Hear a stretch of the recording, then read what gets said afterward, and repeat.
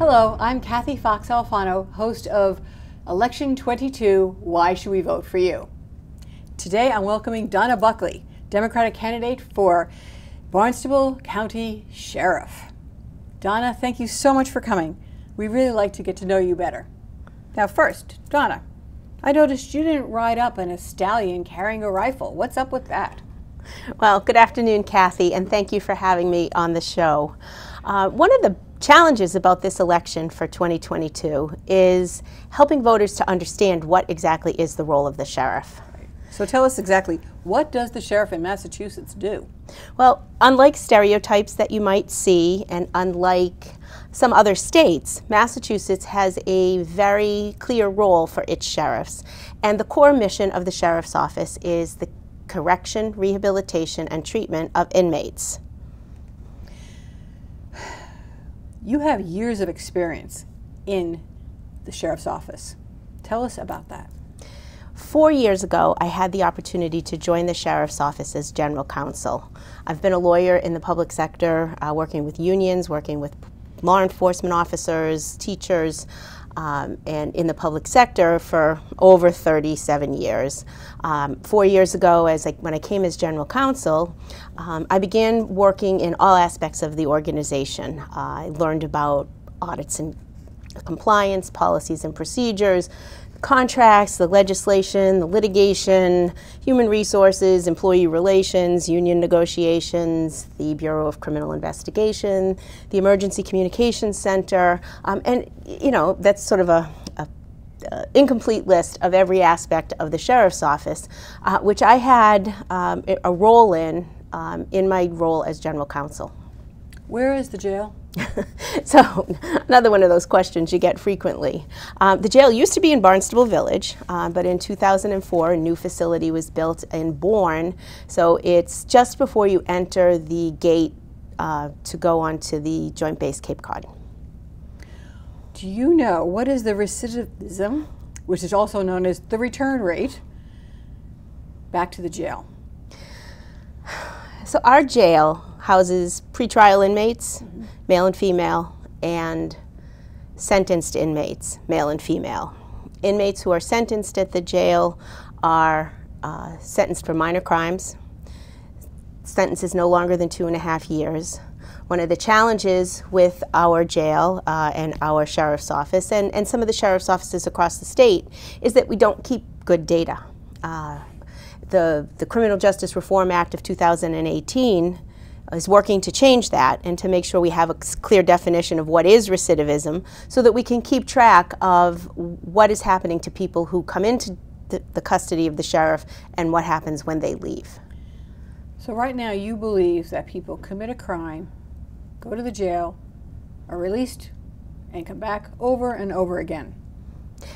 That is one of the problems that we are facing in Barnstable County.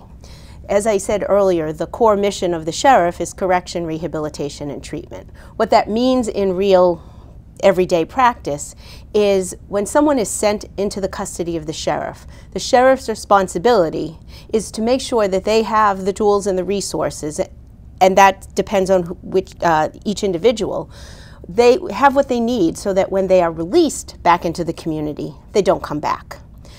That is the core mission, but when that mission is not being performed or not being performed in a modern and professional way, then inmates are released back into the community without the tools they need to succeed.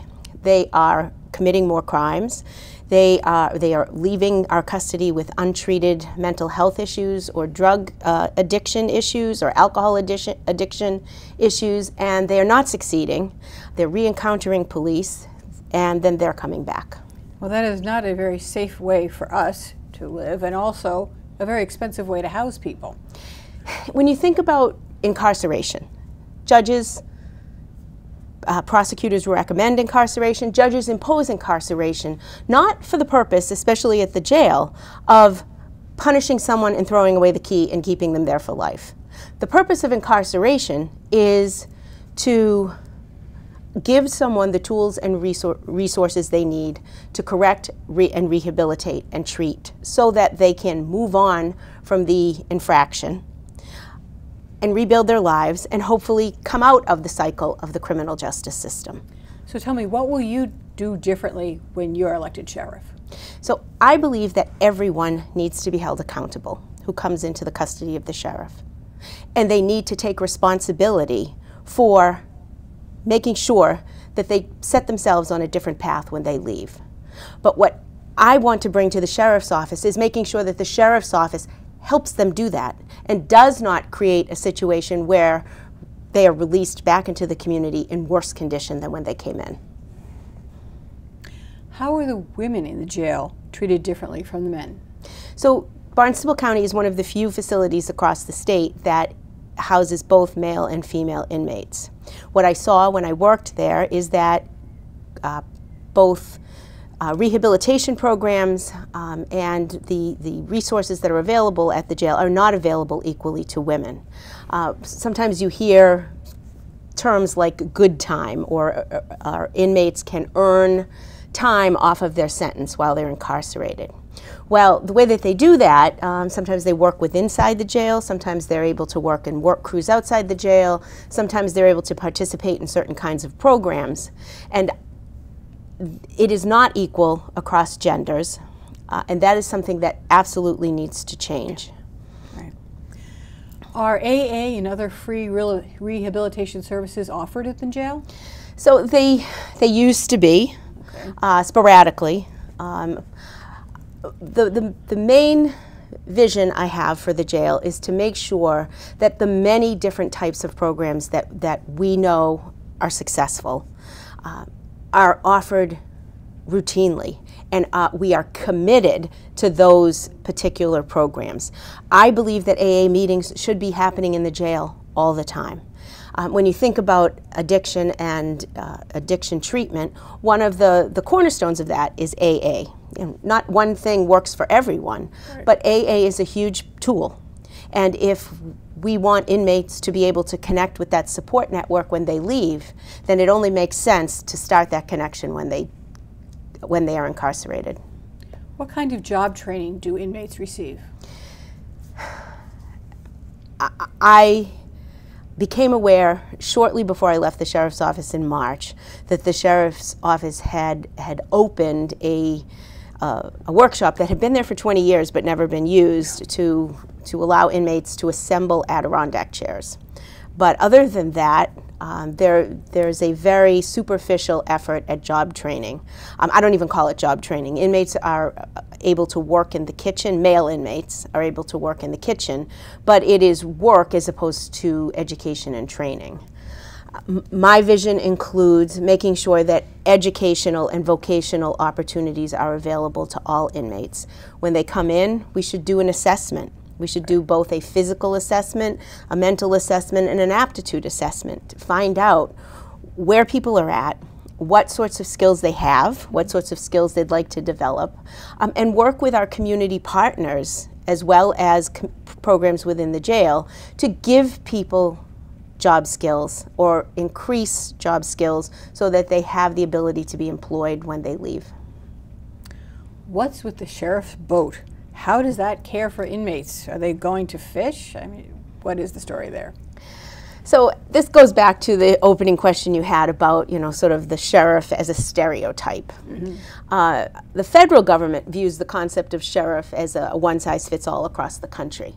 So they could be looking at the Barnstable County Sheriff's application for a grant for a boat the same way they could be looking at a sheriff's department that actually performs some sort of law enforcement function and has jurisdiction on the water. Our sheriff's office in Massachusetts has no jurisdiction on the water.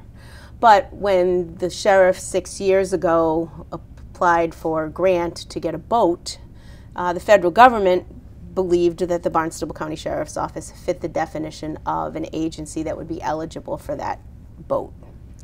So we got a boat. However, what came with that was the cost of staffing and the cost of maintenance and the cost of fuel, and we had to operate the boat.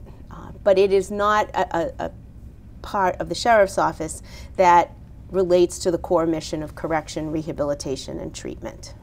Okay. I'm a realtor. What happens to the inmates when they leave the jail? Do they have a home to go to? You know, that's an interesting question, especially with the housing challenges that we Yes. face on Cape Cod.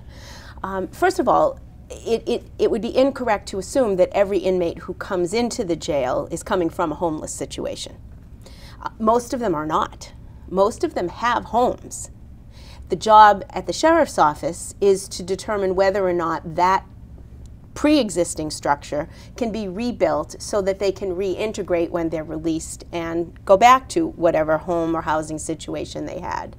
For those inmates that are needing homes or are needing support, that becomes a challenge, but there are programs, there are services, there are efforts that can be made to make sure that when someone is released, they are not put into a more precarious position than when we put them inside in the first place. People might say that a woman is too soft on inmates to be a sheriff. What do you have to say to that? You know, as I said, first of all, I don't believe gender is a determining factor in being a sheriff or in your vision for the sheriff's office. Our sheriff needs to have a brain. Our sheriff needs to have a vision. Let me say this very clearly. I am not soft on crime. As I said, I believe that people who transgress need to be held accountable, and they need to take responsibility for turning their life around. The problem that we have in our sheriff's office, and the reason that I am running, is that right now, in the model that we are using, and the model that's being proposed by my opponent for the next 6 years, our sheriff's office is actually getting in the way of people being able to move on from the crime that they committed. This is not a soft on crime. This is making sure that we don't waste our tax dollars, that we serve the purpose of incarceration, which is to give people the opportunity to turn in a different direction and move on, and not create a cycle of what I call wash, rinse, and repeat, where people are coming in, going out, and coming back in again. Tragically, we have had 2 suicides just recently at the jail. How can that happen, and how can you prevent it happening again? That is a devastating piece of news. And regardless of how someone ends up at the jail, we can never lose sight of the fact that they are human and that they deserve to be safe, and that the sheriff's responsibility is to make sure that the facility keeps people safe. There's never, in any aspect of life, an absolute that you can guarantee that nothing will ever happen. But from here, what I take away from this particular circumstance is, first, we didn't hear about it from the sheriff's office. I believe we need to have a transparent and accountable sheriff's office. They don't need to tell us all the details, but they do need to tell us that that event occurred, so that we can have confidence that it will be investigated and that the recommendations from that event will go much further in making sure it doesn't happen again. We also need to look at what policies and procedures were followed, because if we're following the same policies and procedures as we did, say, in 2017 when similar events occurred, then what that says to me is that we didn't learn our lesson. So we need to constantly assess. If we're following a procedure and the procedure says 30-minute checks, but this happened during a 30-minute check, then we need to look at the procedure, not just write off the incident. One of the things that I really believe is to back the blue. One of the ways to back the blue is to have social workers or crisis management go with police on pertinent calls.